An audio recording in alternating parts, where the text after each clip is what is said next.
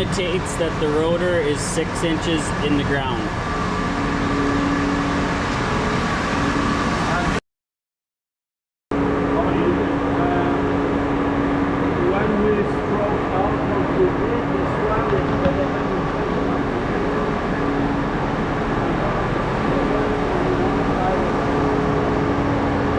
Okay, what are we measuring? We want half a stroke. Oh. We gotta go a wee bit more in. Yeah.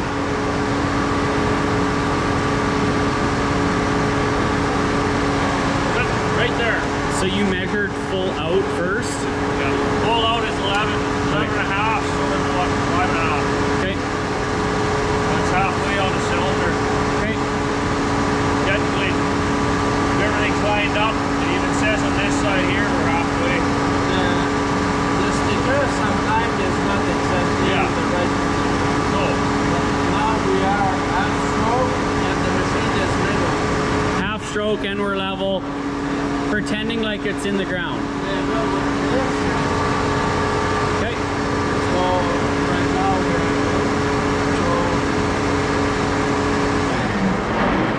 Should be able to put that top link on now.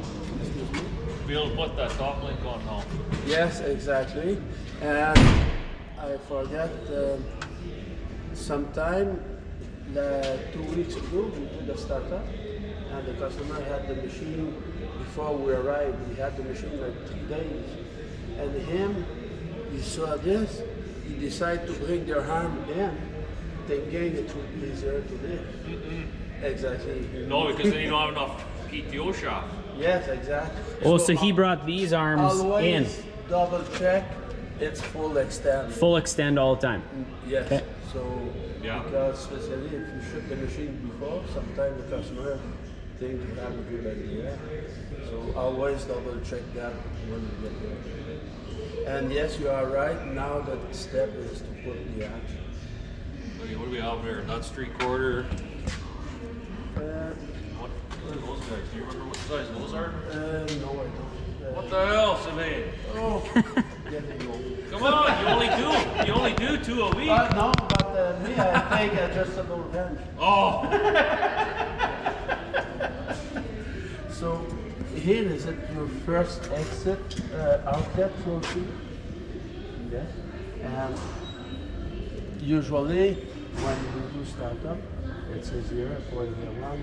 If I see cylinder number 1, this direction, or if you push your toggle switch like that, it goes that way. Is it the way it is? No, I gotta switch it. Okay. That's why it's Top link, door, yeah. rotor. Okay. Roller. Roller. Yes. So the closest to you, then the next. Yep. And then always have it so out, forward is forward on the cylinder. Yep. What we did, extension out completely. Yes. The tractor is 6 inches higher to represent the shoes on the ground. Yes. Then we want to have the frame Level and with the shaft. Okay. And the shaft parallel to the ground. So we did here, put the tractor on blocks to simulate these shoes being on the ground. And then we made it level top link, level to the PTO shaft. With the top link half stroke. Yep. Okay, so we have rear hood, yellow cap here. Then we're gonna go through here and then through up here. And remote number 2. And remote number 2. Perfect. So we got rear roller, red. We're going number 3. And through and through. Number 1, top link here. Number 2, we have the rear hood. And number 3, we have the roller on the very back. And the speed setting will be set at 15. And we're going to turn down the speeds for each remote to 15%. in and out. In and out. Our next step, we're going to remove the safety bar.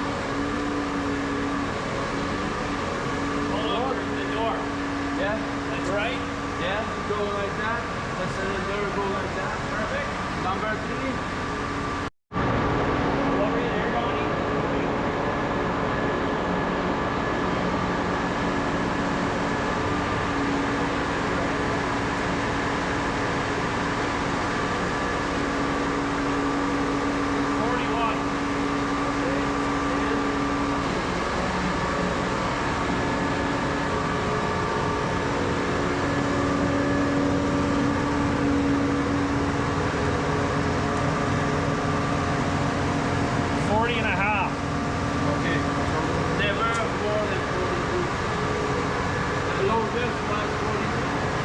Yeah.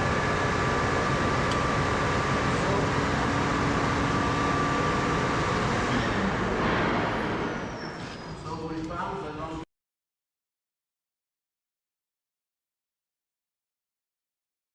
All right. So our longest point is 42 inches. We measured that already. Our shortest point is 38 inches. So you measure, after you get your locks off the PTO shaft, you go lock to lock on the PTO shaft, figure out your length. This one here is 48 and a half, so we have to take out 10 inches from your shortest point of 38, and the total length of the shaft is 48, so we have to take out 10 inches, add 1 inch, so we'll be taking out 11 inches of the shaft. Once you measure the shaft, you're going to slide the shaft all the way forward up here. Line this mark up right here with right here. And then you're going to measure to see how much overlap you have here. Because there's a maximum and a minimum. So you're going to do that. And then you're going to slide it out. To here. To the longest point, 42.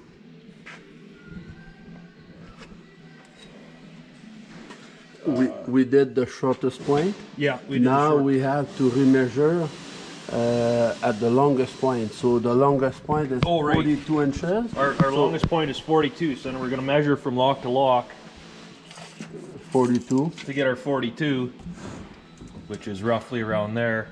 And then we're going to measure mark to mark, and we have 12 inches and a minimum of 6, so we are good. 12 inches of overlap. Of overlap when it's fully extended. Perfect. Yep. So after we've cut the shaft, we'll go and we'll file all the edges down, make sure there's no burrs anywhere, both ends. And then we'll explain to the customer they can either use grease on this shaft or no grease on both. Well, just there's one grease nipple. Yes. Right here. But grease or no grease, once a week they have to make sure by hand it's sliding free. Okay. Both way. Perfect. No right or wrong answer. Whatever they want to choose. Yes. Okay. And then make sure that if we cut 11 inches on one, we cut the same on the other one, and on the shield as well. Explain, Donovan, the yokes lining up. Yeah.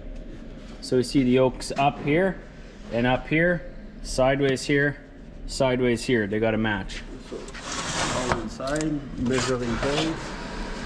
What is the interval, Sylvain, that you want them to grease the U-joints? Say that again? The U-joints? Yes. How often should they be greased? Once each 20 hours. One every 20 hours? We will speak about that later on. So the shortest point, 37.5. That's really good. And if we go to 42,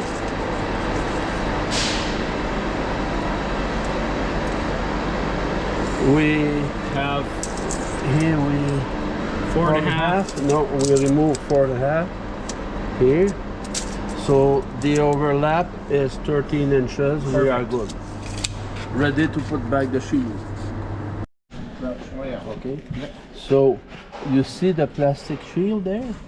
It's the one we see at the end there. Here? Yes, exactly.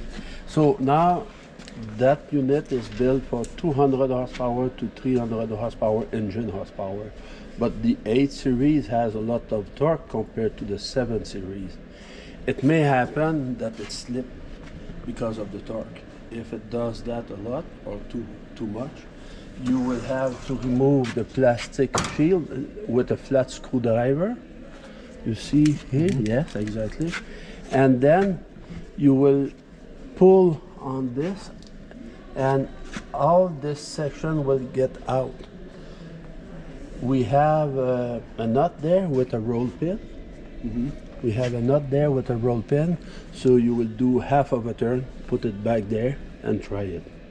Because here a cut out clutch, it's the outside, the housing has a groove like that, and the dog goes in the groove.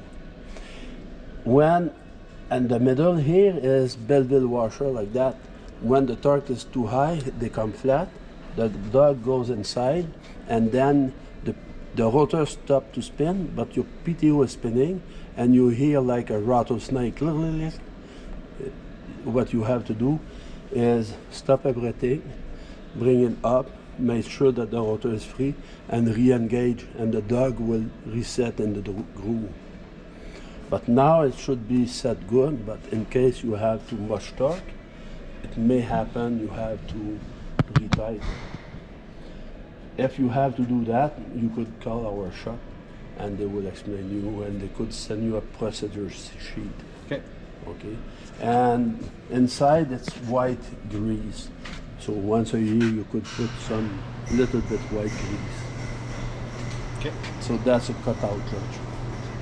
Okay.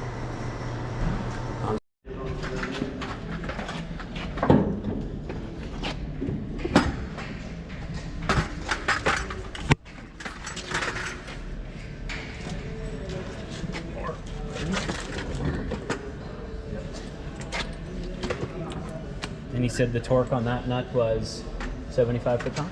Yeah. Okay. Want to grab me that torque wrench there? Yeah. On the floor? Well, it's just got a 12-volt plug on the 70 or 75? 75. Yeah, it's the fan cooler for the oil. Yeah. Yeah, and just plug it in a cigarette lighter is good enough? Yep. 12 volts. That's all she needs. It automatically kicks in and out on its own with the temperature.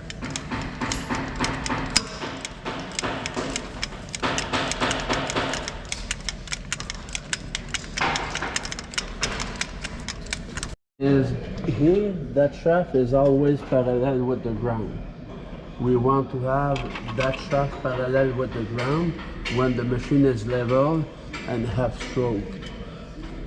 And the bar here, we put it in the middle, because what we want to share the negative and positive angle on this when you bring that in or completely out.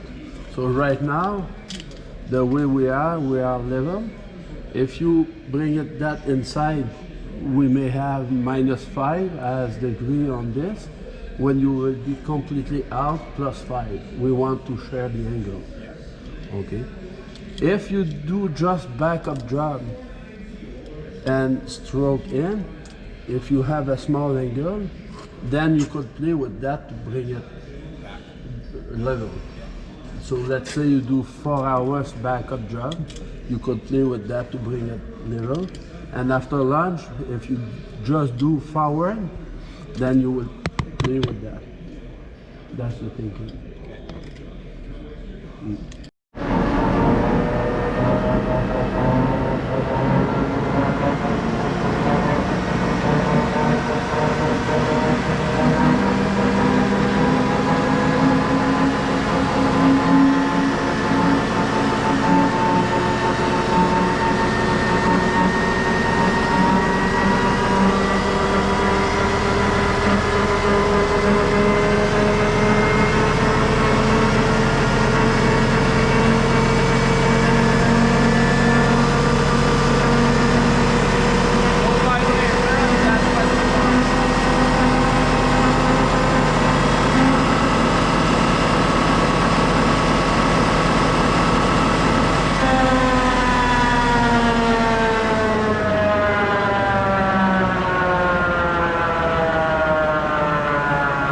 Come with me, Jason. In your operator manual book, there's a QR code like that. F.A.E, and the QR code is here too. So F.A.E now, it's 1 year warranty, but if you, with your iPhone or if you go on that, you go to F.A.E. If you put your name and enroll to F.A.E, it gives you a 2nd year full warranty free.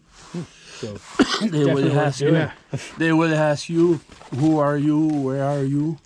If they ask you which department, they means province, like Saskatchewan. They will ask you which model tractor run the machine. Your email.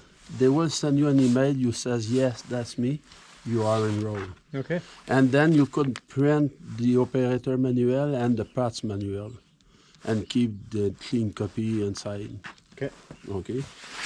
That copy, this says model, serial number, and the year it was built. You have a serial plate here, a VIN. If you lose that, the serial number is right here on each side. Okay. So if you need parts, most people will say, I have a 250, that's the working with. So model as SFM, or if you lose all that, with this we could find everything.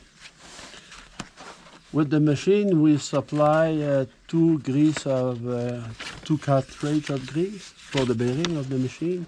If you don't want to use what we send you, or when they will be empty, if you want to buy locally, the right grease for the bearing, let's say if we take a Mobile, is Mobile 1078.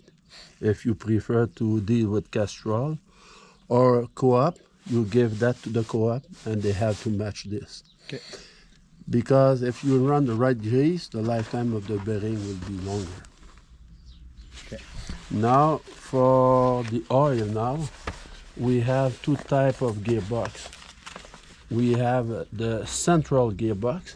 That's the oil you have to put in. So let's say here Shell will be Omela oil 320. But the lateral gearbox here, you go there, lateral angular. Then if we go with Shell, it will be Spirax and all this. Don't trust just 75W90. You need all this before. Okay. And don't confuse the oil. To the point that F.A.E, they sell oil and they will write on their can lateral or central gearbox. You could not mix them. Yeah. Okay. So that's for, and if you want to have the torque for the boat or the T, it's a Newton meter there. So with the passbook, you say, oh, the boat is M24-3. You choose the grade, and you have the torque there. Okay. Okay. So that's your passbook. Well, you see the grease nipple for the rotor. F.A.E says 8 hours. We found over the time it's better to do twice a day than once, and when the machine is warm. So you start in the morning, on lunchtime you stop, you grease, and at the end of the day, twice a day, for the drive line here, and for the rotor, and for the roller bearing here, twice a day. Then each 40 hours, so we divide by 2, you will do the horizontal yoke there. So there's one there, one there. These are 40 hours. So, or 20 hours would be the best. But it's easy to forget when I did that. So at the end of the day, when you do the second round here, if you put just one shot or two here, there, and there, you are sure to never miss that. But this one here is using different grease. The rotor's using different grease. Here you could use all the same grease for the drive shaft. So just from the shop. Here, Yeah. the rotor, and for the roller.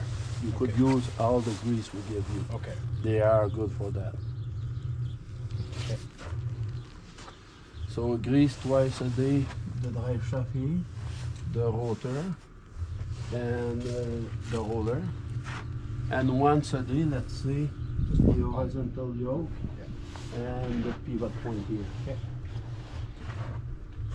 That's the regular maintenance. Now, what you have to do, I will say for the braking period, is make sure that nothing comes loose. So for the first 50 hours, we did a lot of marks like that. Yep. Make sure that nothing comes loose. Okay. And after the braking period, the first 50 hours, then you check that once each 50 hours. So it's not really complicated. Yeah. It's quite easy compared to the same pump the other side. So it's for those lateral gearbox. The oil is traveling always like that as a loop. And there's a sensor close to the oil cooler. When the oil comes too much warm, the oil cooler will kick in, bring it down to 35 and stop. Yeah. But with the oil cooler working or not, the oil is always traveling like that. So that's why you see a pump there and the filter, and the same on the other side. Yeah. If we speak about nothing come loose, have a look to the fitting here, make sure she is tight, and at the end of the tube over there. Because if they come loose, no grease will go to the bearing. Yeah. Okay. You see this setting there? 0, 1, 2, 3. It's to play with the bus bar here. That's the busting bar to handle the rocks. It will wear, and one day this bar will be even with the frame. That's the frame here. We want always the bus bar in front of the frame. So when you will be wear out, you will have to flip like this. Okay. Like a shear bar maybe on your class. So that's the shear bar for the rocks. That's the M-shaped counterbar for the wood. So why the piece of wood comes smaller, it's because of that. Lifetime of the teeth. The teeth is wider and higher compared to the tooth holder. So you will see that the dirt, because of this here, the dirt will go like that. So you will see a V with paint, and here no paint, because the dirt goes to the next teeth, to the next teeth. So the teeth protect from wearing this. So lifetime of the teeth is when it start to be shiny here, no more paint, it's time to change the teeth. We have four bigger teeth at the beginning of the rotor and at the end of the rotor, and we have side scraper there. And those tooth holder has wearing hard ducts here to protect. So if you have clay built up like that, the scraper is there to clean. And the end of the rotor has some carbide chip there, make sure they will wear.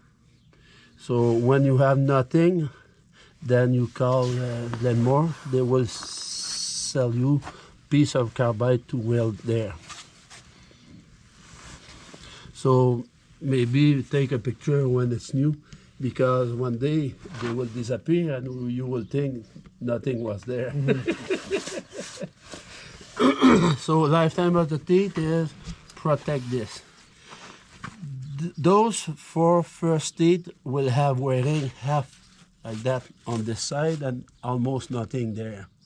So when they will be wear to the point that start to wear this, you bring them and flip. Oh yeah. Like this. Yeah. So you double the lifetime like that. Yep.